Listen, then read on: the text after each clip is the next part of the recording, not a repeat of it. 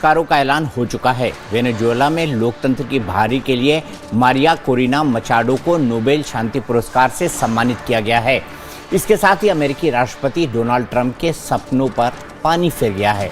आपको बता दें कि इस बार नोबेल पीस प्राइज की रेस में ट्रंप के अलावा Elon Musk, Imran Khan, Greta Thunberg, Yulia Navalnaya और पोप फ्रांसिस जैसे जाने माने चेहरे थे, लेकिन बाजी मारी मारिया ने। सबसे पहले आपको बता दें कि मारिया को यह सम्मान क्यों मिला। मारिया कोरिना मचाडो वेनेजुएला की विपक्षी नेता हैं।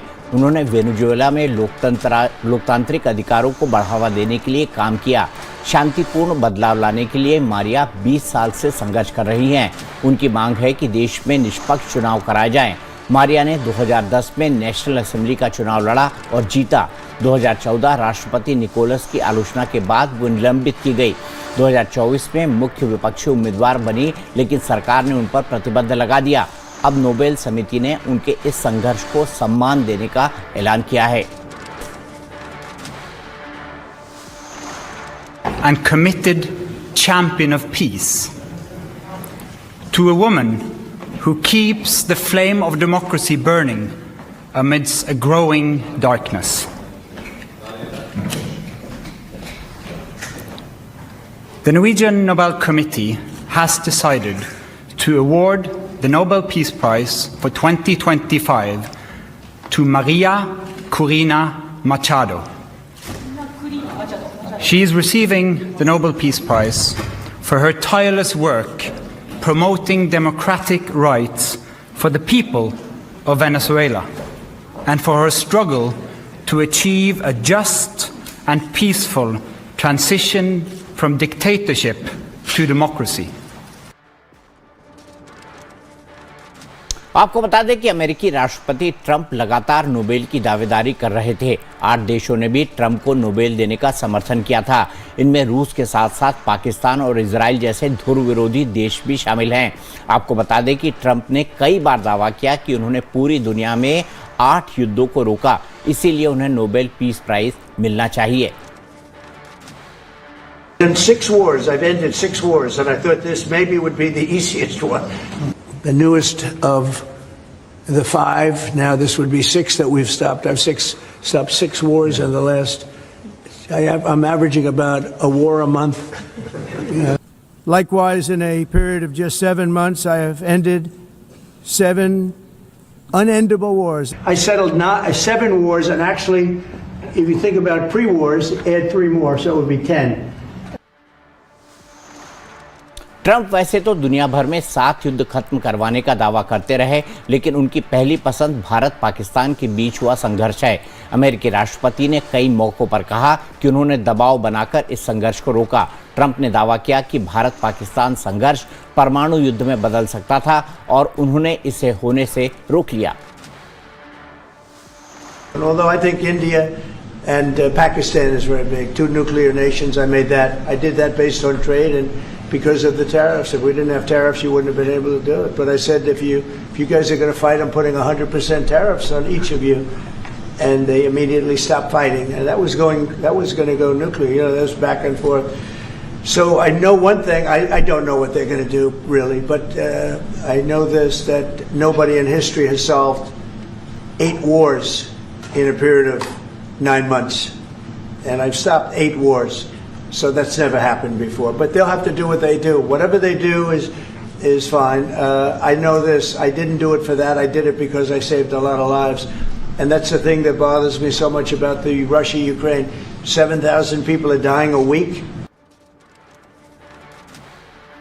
अमेरिकी राष्ट्रपति ट्रंप ही अपने दावों से खुद कंफ्यूज हो गए हैं, क्योंकि कभी वो कहते हैं कि उन्होंने 6 युद्ध रुकवाए, फिर वो कहते हैं कि उन्होंने 7 युद्ध रुकवाए, अब वो कह रहे हैं कि उन्होंने 8 युद्ध रुकवाए।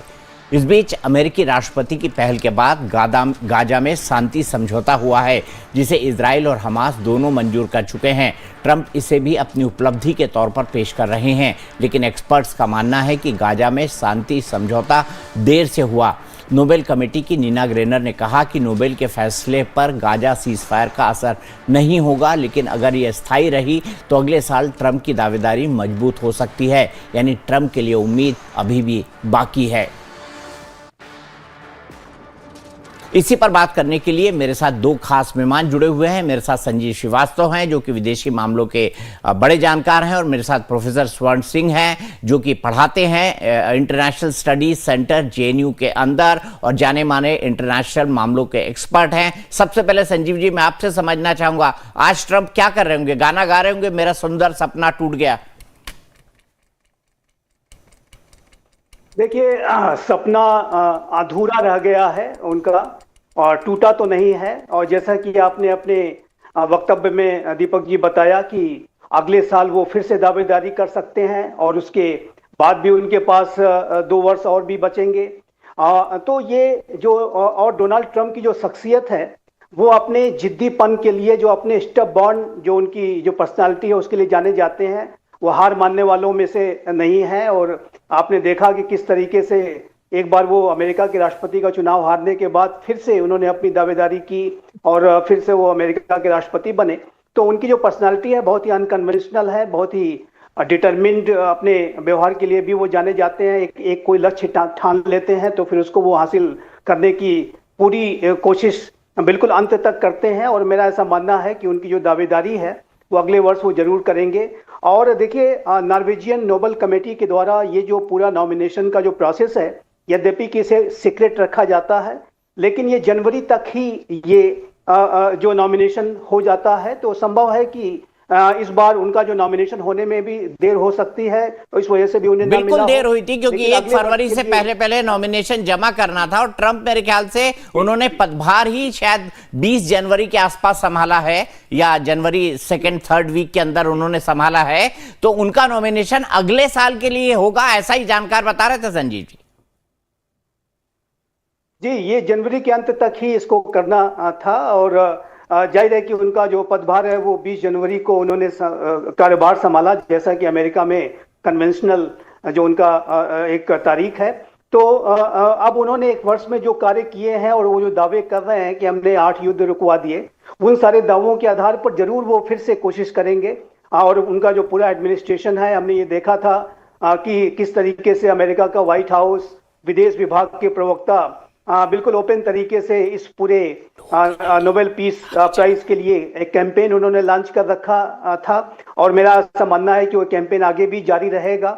और डोनाल्ड ट्रंप, जैसा कि मैंने कहा कि वो एक बार जब कुछ ठान लेते हैं कुछ अचीव करने का, तो उसमें अंत तक जो है वो हार नहीं मानते और उसमें लगातार अपना प्रयास करते हैं। तो ये जो अभी जो नोबेल पीस प्राइज को लेकर के और डोनाल्ड ट्रंप की शख्सियत को लेकर के जो अनेक जो कयास हैं वो आगे भी जारी रहेंगे। और सपना अधूरा उनका है, टूटा तो मैं नहीं कहूँगा।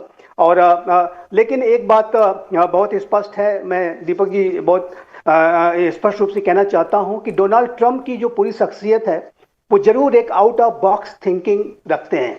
और उनके आने के पहले रशिया यूक्रेन युद्ध के संदर्भ में शांति की बातें नहीं हुआ करती थी। वो जाहिर है कि जब से उन्होंने अपने कैंपेन ट्रेल के दौरान इस बात को कहना शुरू किया कि ये युद्ध बंद होना चाहिए, तब से जो शांति की जो प्रक्रिया है रशिया यूक्रेन युद्ध के संदर्भ में, उसके लिए जो प्रयास हैं वो तेज हुए हैं। और उनके राष्ट्रपति बनने के बाद तो कई ऐसे इनिशिएटिव्स उन्होंने लिए, राष्ट्रपति पुतिन से अलास्का की समिट करना, फिर जेलेंस्की से बातचीत करना, यूरोपीय नेताओं से लगातार बैठकें करना, और वो प्रयास लगातार जारी है।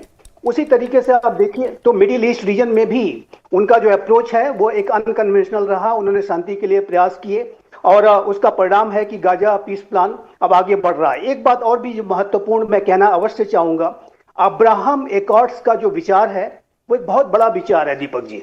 अब्राहम एकॉर्ड्स में ज्यूज, क्रिश्चियंस और मुस्लिम्स के बीच में एक डायलॉग एमंग सिविलाइजेशंस को कराने की जो भावना है, ये डोनाल्ड ट्रंप ही लेके आए थे।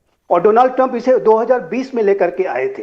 तो जब नॉर्वेजियन नोबेल कमेटी सारे उनके बारे में विचार करेगी अगले वर्ष दावेदारी की, तो जरूर उनके अब्राहम एकॉर्ड्स के जो विचार थे और उसकी वजह से जो एक नॉर्मलाइजेशन की प्रक्रिया शुरू हुई थी, जिसको कि हमास तोड़ना चाहता था, ईरान तोड़ना चाहता था, और उसके बाद I2U2 का इनिशिएटिव हो, India middle east Europe economic corridor का इनिशिएटिव हो, वो सब सामने आए थे। यूएई ने और बहरीन ने और कुछ अन्य राष्ट्रों ने इजराइल को रिकॉग्नाइज भी कर लिया था।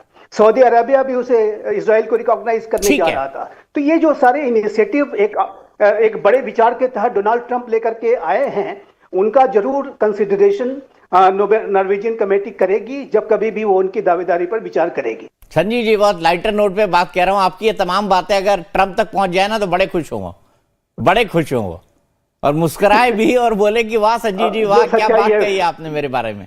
चलिए